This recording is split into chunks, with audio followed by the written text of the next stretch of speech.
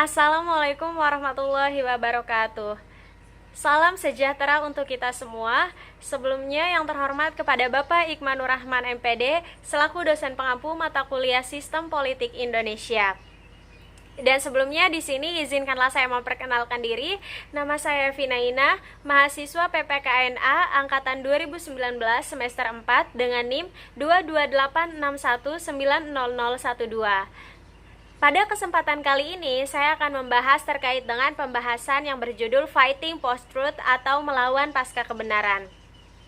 Baiklah, langsung saja terkait dengan pembahasan Fighting Post-Truth.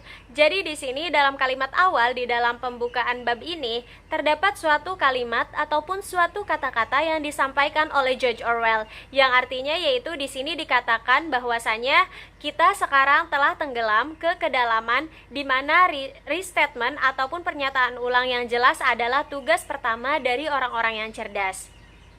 Nah, pernyataan ini merupakan salah satu pernyataan yang memiliki kaitan dengan pembahasan kita pada kali ini, yaitu berkaitan dengan fighting post-truth. Nah, terkait dengan fighting post-truth atau melawan pasca kebenaran itu bermula pada 3 April di tahun 2017, di mana pada saat itu Time Magazine ataupun majalah Time itu merilis suatu permasalahan di sampul beritanya yang mempertanyakan terkait dengan kebenaran. Pertanyaannya itu adalah, is truth dead? Atau apakah kebenaran itu telah mati? Jadi karya ini adalah karya seni yang mencolok, karena karya seni ini mengingatkan pada karya seni sebelumnya yang memang sebelumnya itu pernah dibuat di tahun 1960-an yang mengajukan pertanyaan yang sama, yaitu berkaitan dengan Tuhan. Nah, selanjutnya pada bulan April di tahun 1966, Presiden Kennedy itu telah dibunuh. Komitmen Amerika terhadap perang Vietnam itu telah meningkat tajam dan juga kejahatan di rumah itu meningkat. Dan pada saat itu, orang Amerika berada di awal era di mana mereka itu mulai kehilangan kepercayaan mereka terhadap lembaga ataupun institusi mereka. Hal tersebut adalah momen refleksi nasional yang memang menjadi suatu pembahasan yang dituju dalam majalah tersebut, di mana kesempatan untuk pengumuman terbaru dalam majalah Time tentang momen refleksi nasional itu pada dasarnya adalah pada masa kepresidenan Trump itu sendiri. Nah, selanjutnya yaitu di dalam esai pembuka majalah tersebut, editor Nancy Gibbs itu mengajukan beberapa pertanyaan penting terkait dengan komitmen terhadap gagasan kebenaran, di mana ada suatu kutipan ataupun perkataan dalam majalah tersebut, di mana kutipannya yaitu berkaitan dengan suatu kata-kata, yaitu dalam menghadapi seorang presiden yang memperlakukannya seperti anak kecil. Jadi ini adalah salah satu kata-kata yang kuat dan juga kata-kata yang mengejutkan, karena dalam esai pembuka majalah Time tersebut, editor Nancy Gibbs itu mengajukan beberapa pertanyaan penting terkait dengan komitmen penulis terhadap gagasan kebenaran, dan juga berkaitan dengan kutipan yang mengatakan bahwasannya seorang presiden yang memperlakukannya seperti anak kecil itu. Nah, di dalam esai pembuka di Time Magazine tersebut, editor Nancy Gibbs juga menyatakan bahwasannya bagi Donald Trump, rasa malu itu bukan hanya suatu kekuatan, tapi itu adalah strategi. Dan juga beliau mengatakan bahwasannya Trump itu telah mengatakan banyak hal yang memang hal tersebut terbukti sebagai suatu hal yang palsu. Tetapi mendakwa Trump sebagai seorang pembohong berantai itu beresiko kehilangan pertanyaan yang lebih mengganggu, di mana pertanyaan-pertanyaan yang diajukan oleh editor Nancy Gibbs itu diantaranya pertanyaan yang berkaitan dengan apa yang sebenarnya dia percayai, apakah itu dihitung sebagai berbohong jika memang dia mempercayai apa yang dikatakannya, dan juga di mana garis antara kebohongan dan kebenaran ataupun derosi. Hal tersebut adalah pertanyaan yang berkaitan dengan apa yang sebelumnya telah disampaikan oleh Donald Trump, yang memang Nancy Gibbs itu menganggap bahwasannya banyak hal yang disampaikan oleh Trump itu yang terbukti sebagai suatu hal yang palsu. Nah, selanjutnya, PolitiFact itu memberikan sebuah data yang mencatat bahwasannya 70% pernyataan kampanye Trump itu dinilai palsu oleh PolitiFact. Nah, bahwa hampir 2/3 pemilih yang dijajaki selama kampanye menyatakan bahwasannya Trump itu tidak dapat dipercaya, tetapi dia memenangkan pemilihan pula. Jadi seseorang tidak dapat membantu tetapi bertanya-tanya apakah ancaman terhadap kebenaran itu jauh-jauh dari tindakan setiap orang. Nah, jika demikian, pertanyaan yang diajukan oleh Time Magazine itu berarti bukan hanya suatu hiperbola, tetapi memang pertanyaan yang menakutkan yang berkaitan dengan apakah memang kebenaran itu sudah mati. Nah, selanjutnya, sepanjang buku ini dibuat, penulis itu telah mengeksplorasi akal dari permasalahan postrat itu sendiri, di mana dengan asumsi bahwasannya seseorang itu tidak dapat benar-benar melakukan ataupun menentang suatu permasalahan kecuali jika seseorang tersebut memahami apa yang menyebabkannya atau apa yang menjadi penyebab terhadap suatu permasalahan tersebut. Jadi dari sini kita bisa mengambil suatu pelajaran bahwasanya seseorang memang harus selalu melawan kembali terhadap suatu kebohongan. Kita tidak boleh berasumsi bahwa klaim apapun itu terlalu keterlaluan untuk dipercaya. Nah, kebohongan itu diceritakan karena orang yang mengatakan kebohongan tersebut itu berpikir bahwasannya ada kemungkinan seseorang yang mendengarkannya itu akan percayai terhadap omongannya. Jadi inti dari menentang kebohongan di sini adalah bukan untuk meyakinkan pembohong, tetapi inti dari menentang kebohongan di sini adalah karena pada dasarnya setiap kebohongan itu memiliki audiensi. Jadi mungkin masih ada waktu untuk seseorang tersebut berubah dan juga berbuat baik bagi orang lain atau memperbaiki kesalahannya tersebut. Nah, selanjutnya yaitu berkaitan dengan pernyataan yang tadi telah disampaikan. Jadi di sini menimbulkan suatu pertanyaan yang berkaitan dengan hal baik apa yang nanti dapat dilakukan seperti itu.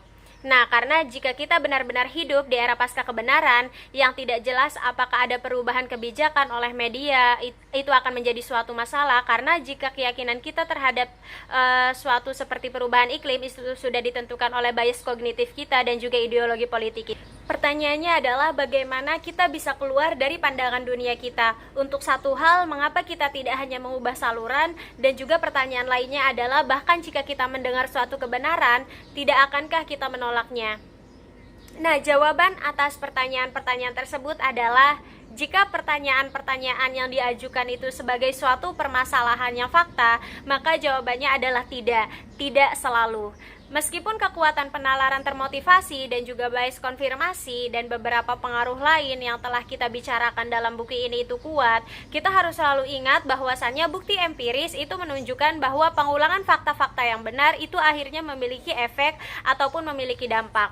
Nah, seperti halnya penelitian yang dilakukan oleh David Redwalks dan kawan-kawan, di mana Redwalks dan kawan-kawan itu menemukan bukti eksperimen bahwasannya titik kritis afektif itu memang ada yang menunjukkan bahwa pemilih itu tidak kebal terhadap informasi yang diskonfirmasi, bahkan ketika awalnya bertindak sebagai pemberi alasan yang terkonfirmasi. Nah, strategi ini bagaimanapun harus dapat dilaksanakan dengan hati-hati.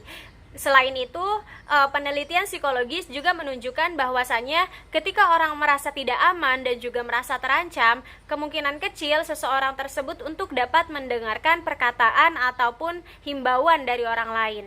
Nah, kemudian dalam sebuah penelitian terbaru yang dilakukan oleh Brandon Nyhan dan juga Jason Revlon, di mana dinyatakan bahwasannya jika subjek diberi latihan penegasan diri, kemudian subjek tersebut terpapar informasi baru, dihipotesiskan bahwa orang yang merasa lebih baik tentang diri mereka sendiri itu mungkin akan lebih terbuka untuk menerima informasi dan mengkoreksi kesalahan terhadap persepsi mereka, di mana para peneliti itu menemukan korelasi yang lemah tetapi tidak konsisten. Itu berhasil pada beberapa topik, tetapi tidak pada yang lainnya.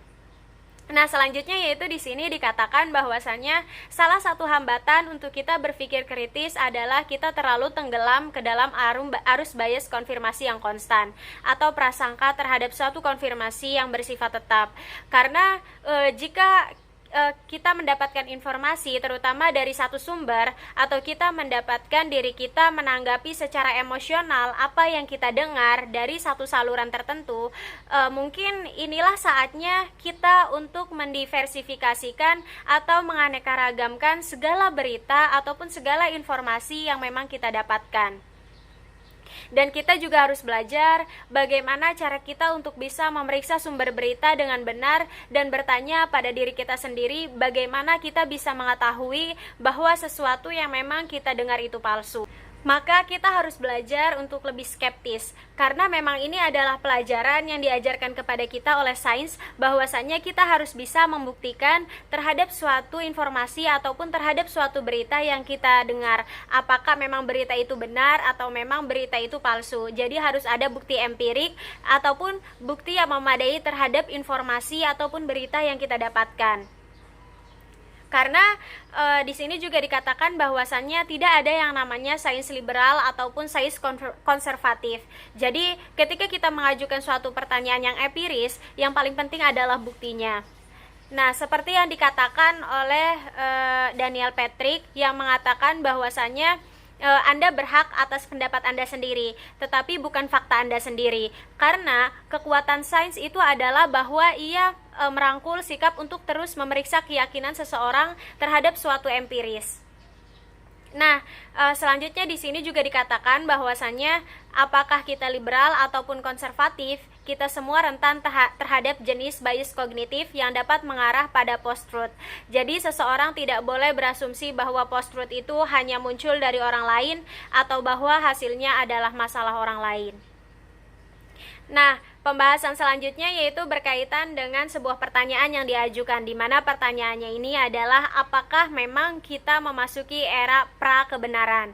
Nah, jadi dalam sebuah artikel baru-baru ini yang dilansir oleh Washington Post, Marcus itu merasa lebih terganggu dari biasanya oleh wawancara yang dilakukan Time Magazine ataupun majalah Time bersama dengan Trump, di mana dalam wawancara itu Trump mengatakan segala macam hal yang memang membuat para pemeriksa fakta itu bisa dikatakan menjadi gila. Nah, dia mendapatkan aliran Pinocchios dari Washington Post dan juga teguran dari New York Times dan juga sumber berita lain atas pernyataannya yang salah atau atas kebohongannya. Tetapi pada dasarnya Marcus itu lebih mengkhawatirkan terhadap sesuatu yang memang berada di luar kebohongan Trump. Dalam wawancara yang dilakukan, Trump itu berkata bahwasannya saya adalah orang yang sangat insting, tetapi insting saya ternyata benar. Nah, dengan ini sepertinya dia bermaksud untuk mengatakan bahwasannya bahkan jika beberapa hal yang dia katakan itu tidak dapat dibuktikan dengan bukti, itu masih bisa dikatakan sebagai suatu pernyataan yang benar. Nah, dengan ini dia tampaknya itu tidak bermaksud untuk mengatakan bahwa bukti itu ada, tetapi dia adalah satu-satunya orang yang telah melihat bukti tersebut. Nah, sebaliknya, dia tampaknya itu merasa bahwasannya kepercayaan terhadap sesuatu entah bagaimanapun itu membuatnya benar. Nah, jadi di sini lebih dari sekedar kegemaran Trump akan prediksi yang akurat, tetapi Trump juga berbicara seolah-olah dia memiliki kekuatan untuk dapat mengubah suatu kenyataan. Jadi seperti yang dikatakan oleh Marcus bahwasannya jika suatu pernyataan itu tidak benar, jangan khawatir. Presiden Trump itu akan menemukan cara untuk membuatnya atau setidaknya membuat pernyataan tersebut itu menjadi suatu pernyataan yang bisa dikatakan sebagai suatu pernyataan yang benar. Nah, contoh yang berkaitan dengan hal tersebut yaitu misalnya pada rapat umum di tanggal 11 Februari di tahun 2017, di mana pada saat itu Trump itu membuat referensi yang tidak jelas berkaitan dengan suatu berita yang terjadi tadi malam di Swedia. Nah, jadi pada saat itu orang-orang Swedia itu merasa bingung karena sepengetahuan mereka pada malam itu tidak terjadi suatu kejadian apa-apa di malam sebelumnya. Dan di sisi lain ternyata Trump itu telah merujuk sebuah cerita yang dapat dilihat di dalam Fox News tentang imigran di Swedia. Nah, Jadi pada saat itu tidak ada kejadian apapun yang terjadi, tetapi kemudian 2 hari kemudian mungkin sebagai hasil dari amplifikasi Trump tentang permasalahan ini, kerusuhan di lingkungan imigran di Stockholm itu ternyata dapat dibuktikan, dan dalam wawancara Time-nya Trump itu mendapatkan pujian karena memang pernyataan ataupun klaim yang disampaikan oleh Trump itu ternyata benar. Nah, tapi di sini pertanyaannya adalah apakah itu berarti Trump memang bisa dikatakan telah benar?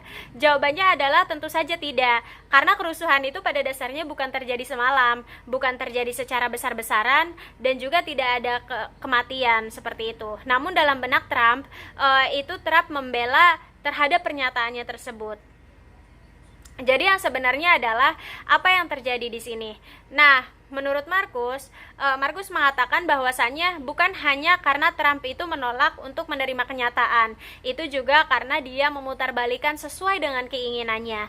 Nah, menurut analisis lain dari wawancara Trump's Time, dari surat kabar Guardian mendapatkan suatu kesimpulan yang memang sedikit lebih luas, di mana dalam hal tersebut menyatakan bahwasannya kebenaran itu tidak faktual, karena jujur pernyataan itu tidak selalu menawarkan akurasi catatan peristiwa di dunia. Jadi mereka menyediakan perkiraan atau melebih-lebihkan sesuatu yang mungkin secara teori yang memang dikatakan telah terjadi. Nah, jadi apakah serangan terhadap masyarakat Swedia itu terjadi pada masyarakatnya seperti yang dikatakan Presiden Trump, itu adalah suatu hal yang tidak relevan, dan juga tidak seharusnya kita itu peduli terhadap kerusuhan yang terjadi di sana, seperti itu. Nah, selanjutnya di sini orang-orang bertanya-tanya, apakah ini post-truth atau memang suatu hal yang lain? Apakah ini kasus di mana fakta objektif itu kurang berpengaruh dalam membentuk kepercayaan daripada menarik emosi? Atau mungkin ini adalah sesuatu yang didapat dengan delusi. Jadi delusi itu adalah keyakinan ataupun kenyataan yang semu. Nah, ketika Markus berbicara dari prakebenaran, ini tampaknya menunjukkan situasi di mana Trump itu tidak hanya percaya bahwa dia dapat melihat sesuatu sebelum sesuatu itu terjadi, tetapi keyakinannya adalah Trump dapat mewujudkannya. Tapi ini tidak didasarkan pada bukti apapun yang tidak dapat dibagikan terhadap orang lain, melainkan ini adalah perasaan bahwa dia dapat merasakan atau dia bahkan bisa mengendalikan masa depan ataupun masa lalu. Nah, pada kasus ini psikologi itu menyebutnya dengan istilah magical thinking atau pemikiran yang magis atau ajaib.